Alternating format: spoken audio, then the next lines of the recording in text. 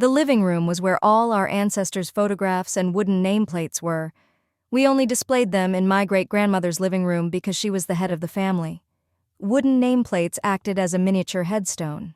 In my family's religion, Taoism, we believed that the ancestors' spirits lived in the plates or sometimes in the photographs.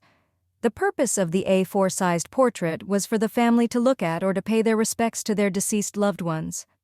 The wooden nameplates were where the spirits lived, so when we lit incense, we also would speak to the dead while looking at the named plates.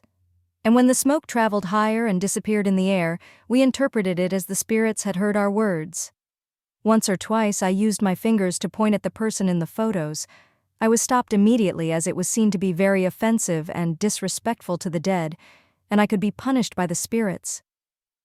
Back in the olden days, most deceased didn't have photographs taken, so families paid portrait illustrators to draw the dead person's image.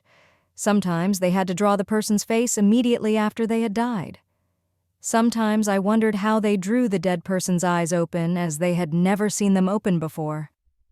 Maybe that's why most of the deceased people on the wall looked scary and so dead. The men in the drawings were dressed in Japanese-style tunics, as Japan ruled Taiwan from 1895 to 1945. The Japanese government provided formal education for Taiwanese people who could afford it during that time. In many aspects, our culture has been and still is quite heavily influenced by Japan. The illustrators then attempted to make the men look handsome, but the drawings on the wall really looked so dated and lifeless to me.